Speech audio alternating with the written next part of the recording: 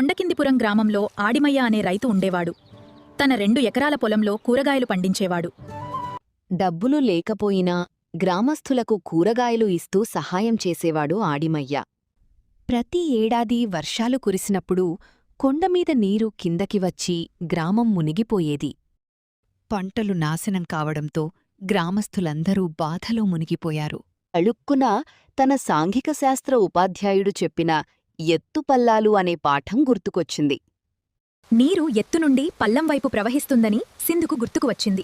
వెంటనే తండ్రి దగ్గరకు వెళ్ళి, నాన్నా, నీరు పల్లం వైపు పయనిస్తుంది కదా, మన పొలాల్లో చిన్న చిన్న ఆనకట్టలు కడితే నీరు నిలుస్తుంది, నష్టం తగ్గుతుంది నాన్నా అని చెప్పింది సింధు.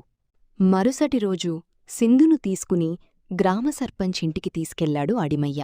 తనకు చెప్పిన విషయాన్ని సర్పంచిగారికి కూడా చెప్పమన్నాడు కూతుర్ని. సర్పంచు చెప్పింది. సింధు గ్రామసభలో అందరూ కలిసి పరిష్కారం అమలు చేయాలని నిర్ణయించారు. ప్రజలంతా కలిసి ఆనకట్టలు కట్టి చెరువును బలపరిచారు. తర్వాతి వర్షాకాలంలో గ్రామం మునగలేదు. పంటలు బాగా పండాయి. పంట చేతికొచ్చింది. మరుసటి ఏడాది సంక్రాంతి సంబరాలు అంబరాన్నంటేలా జరుపుకున్నారు. చదివిన చదువును, నేర్చుకున్న విషయాలను ఆచరణలో పెట్టాలన్న ఆలోచన చేసిన సింధును సన్మానించారు. తండ్రికి తగ్గ కూతురని మెచ్చుకున్నారు.